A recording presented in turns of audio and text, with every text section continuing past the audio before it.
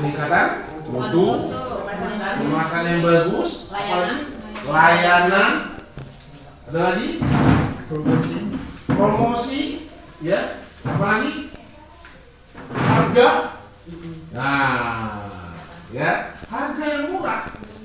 Juga itu adalah satu metode untuk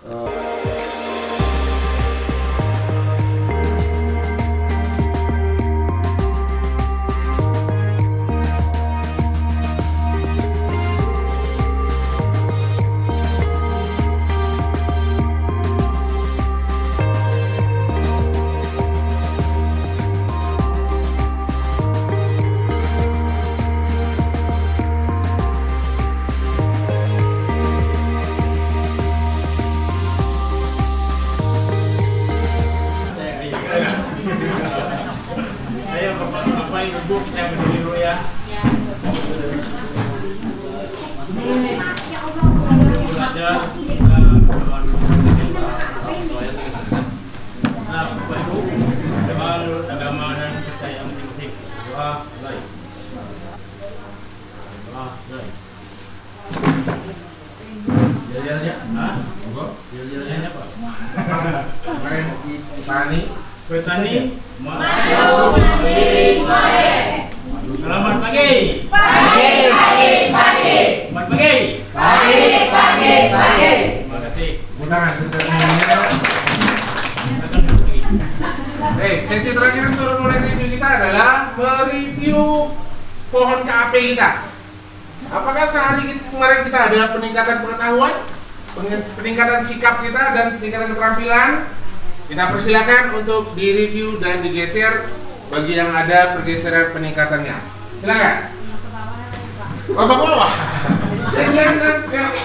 Pohon ini pohon KAP-nya, pohon itu di sini, titiknya. Silakan Pak. Kita evaluasi.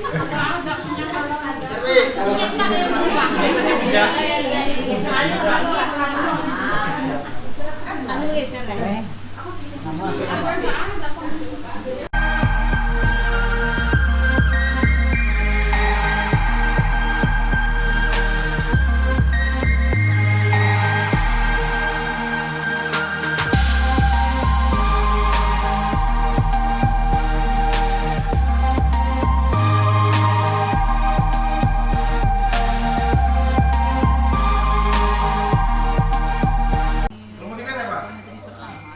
Ya, monggo silakan nomor 3 untuk menjadi moderator.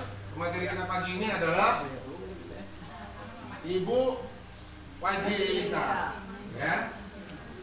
Bu Fajri Elita. Fajri Elita dengan materinya nanti adalah Assalamualaikum warahmatullahi wabarakatuh.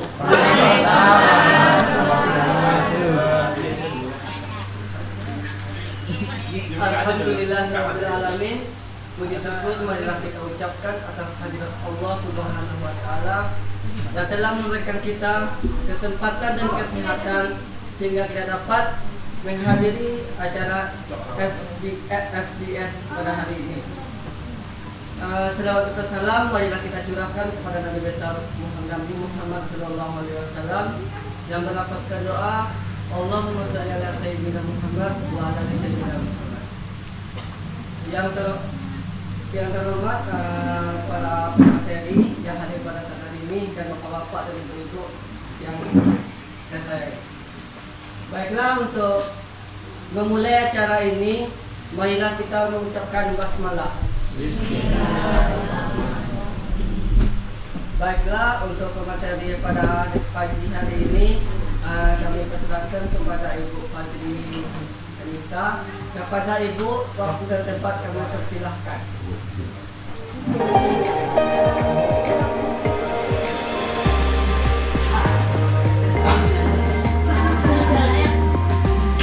Oke, selamat pagi. Assalamualaikum warahmatullahi wabarakatuh.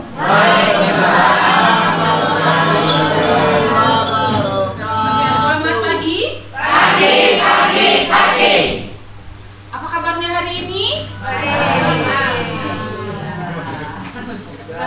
Apa kabarnya hari ini? Alhamdulillah luar Dengan gerakan tangan ya. Tapi kalau tidak tangan dapat denda. Oke?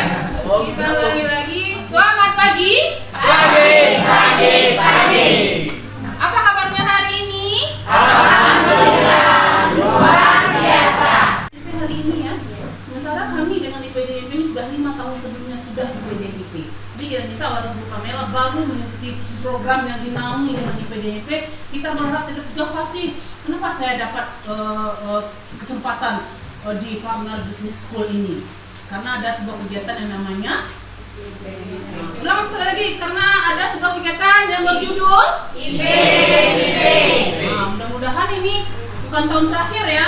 Nah, mudah-mudahan ada kelanjutan di tahun ke-6 besok.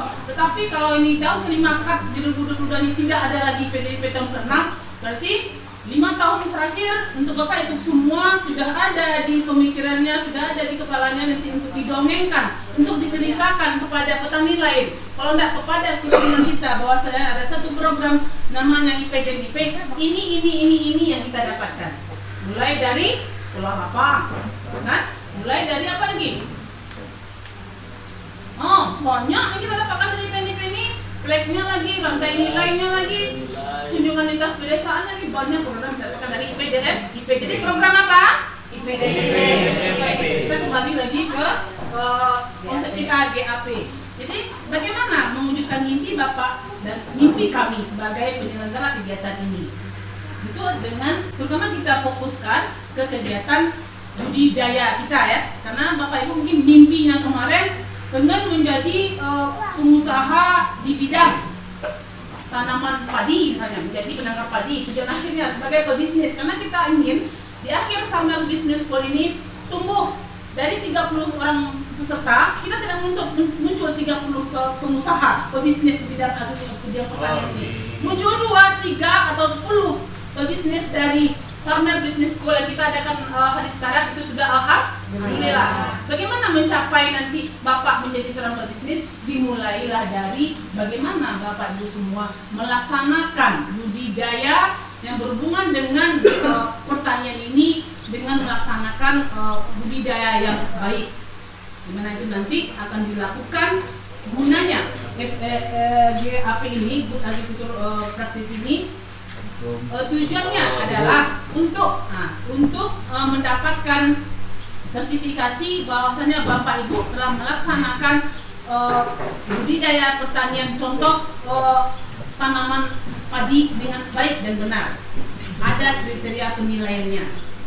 Jadi keluarannya nanti adalah sertifikat yang mana nanti jika suatu saat Bapak Ibu menjadi seorang pebisnis, menjadi seorang bisnismen dalam bidang agrikultur, tanaman, contoh tanaman pangan padi ataupun tanaman horti dalam bentuk buah-buahan seperti jeruk dan hari ini alpukat yang sedang booming di Pasaman Barat ya.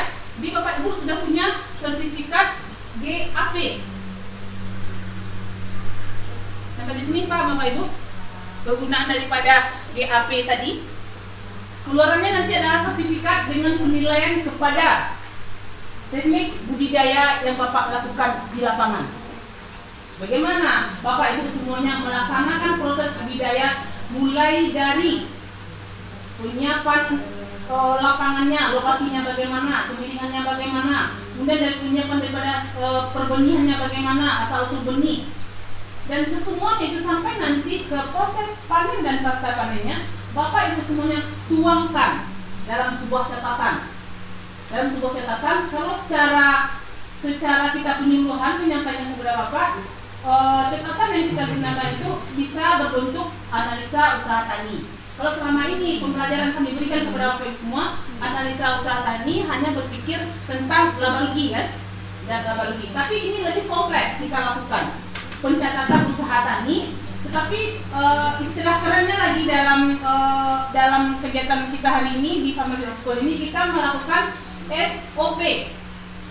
Sebelum kita mencapai GAP, kita melakukan yang namanya adalah SOP. SOP itu adalah standar operasional prosedur. Sudah pernah dengar Bapak Ibu tentang SOP? Sudah pernah Bu ya? Mungkin di UKM cuma ya. Boleh Pak. Ya, di mana? Oh, di bawah. Jadi sebelum kita tayang ke GAP, muncul di GAP. Menurut saya itu GAP tadi itu budidaya yang bagus dan baik serta sehat dengan tujuan terbukanya wawasan petani tentang pentingnya menciptakan produk pertanian yang sehat dan aman dikonsumsi setelah melakukan SOP yang pertama itu standar operasional produk, seperti mencatat kayak mana sih proses bertani dari awal hingga akhir sehingga mendapatkan sertifikat yang prima, di mana sertifikat tadi itu setelah melakukan pemeriksaan, pengujian dan pengawasan. Namun dapatnya sertifikat itu yaitu setelah melakukan OKKPD, yaitu Otoritas Kompetisi Keamanan Pangan Daerah. Itu aja catatan ringkas saya. Nah, sekian, terima kasih.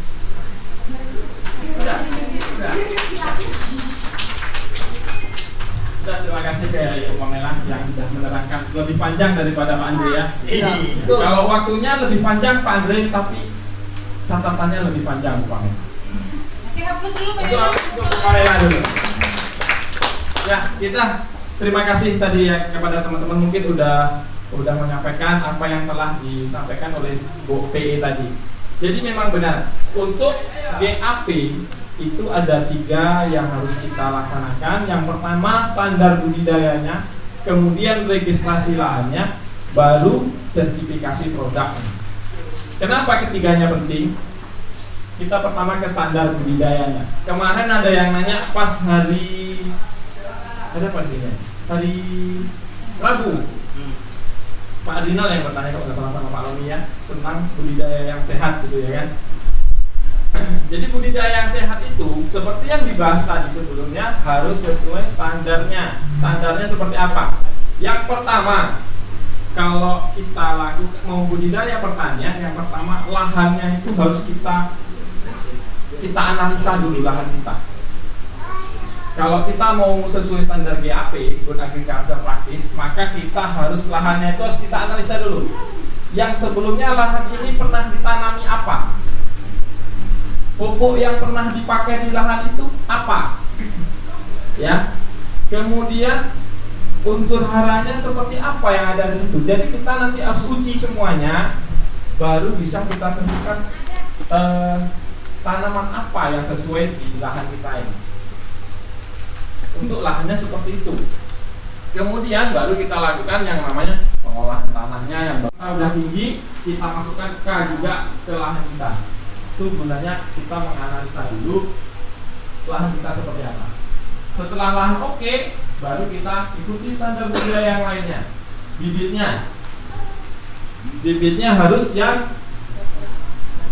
sehat, bersertifikat sehat. Kenapa bersertifikat? Supaya jelas ini anak siapa ini. Sekarang kan banyak ini, dia bersertifikat tapi nggak jelas anaknya siapa. Turunannya. Jadi maunya benihnya sehat dan bersertifikat. Sehatnya gimana? Diharapkan kalau benihnya sudah bersertifikat, sudah jelas.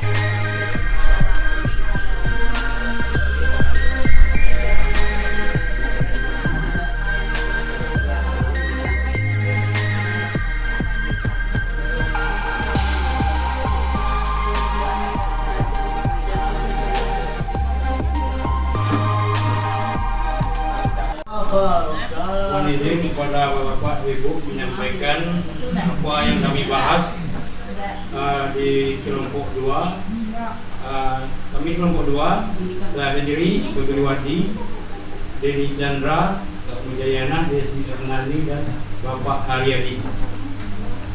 Kami mencoba membahas mengenai sekolah lapang, apa saja yang dipelajari selama di sekolah lapangan tersebut. Tentu pertama menambah wawasan petani dalam berbudidaya tanaman pangan yang baik. Seterusnya hal yang dipelajari di sekolah lapangan tersebut, pertama cara bertanam yang baik, perencanaan keuangan atau analisa keuangan.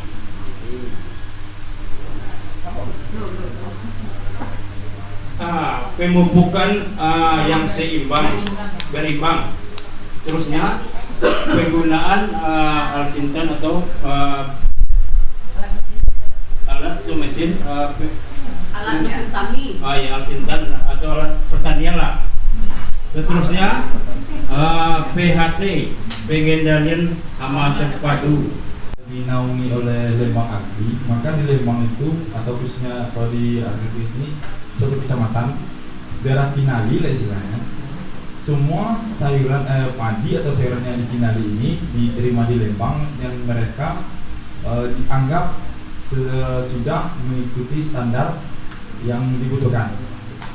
Dan kembali ke SDM-nya, apakah kita bisa meniru yang di sana, mengikuti apa yang disarankan oleh terutama sekarang adalah penyuluh kita, walaupun kita belum ada wadah atau lembaga yang menampung hasil tani kita. Maukah kita mengikuti apa yang disarankan bapak-bapak atau pemateri kita atau penyuluh kita?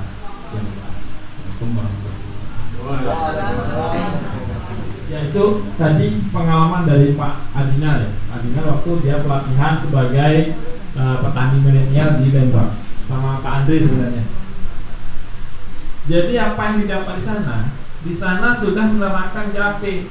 JAP-nya itu sudah sesuai standar. Jadi sudah punya sertifikat, produknya sudah bisa disertifikasi. Kalau sudah bersertifikat, kita bisa jual mahal. Karena kualitas produk kita bisa untuk diekspor, bisa diterima di luar. Tapi kalau produk kita sekarang, saya yakin nggak bisa diterima. Tapi untuk di Pariaman bisa ya.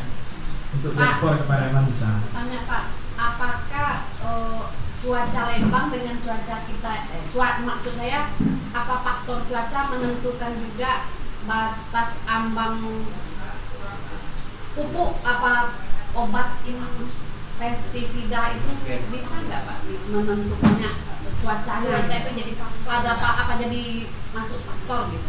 Sebenarnya kalau cuaca tergantung tanaman kita masing-masing. Karena padi yang di Lembang sebenarnya belum tentu cocok ditanam di tempat kita. Cuman yang jadi masalah sekarang kan bukan masalah padi dia 64 tadi kita 42, bukan itu masalahnya. Tapi sistemnya, sistem pengelolaan hama kita seperti apa. Kalau kita sekarang kan ini umur 21 hari semprot. Seperti itu kayaknya kalau yang saya amati. Kemudian nanti padi mau apa namanya? Mau jebol apa mau menang? Padi bunting ya? Semprot katanya. Rata-rata kan seperti itu. Iya, tapi dicampur beberapa racun. Kadang-kadang seperti itu, kadang-kadang mungkin tempat itu. Jadi gini, itu sistemnya kita yang berbeda dengan orang di Lembang. Di sana sudah sesuai karena SOP dia sudah ditulis, sudah disepakati bersama. Kalau kita mau budidaya padi, ini loh yang pertama gitu. Lahan kita seperti ini. Kemudian di lahannya udah udah diregistrasi. Kemudian apa-apa yang ada di lahan itu sudah datanya udah ada sama kita semua. Jadi nggak akan ada lagi bahan kimia yang berlebih. Karena kalau kita udah tahu data tentang tanah kita akan utamakan untuk organik.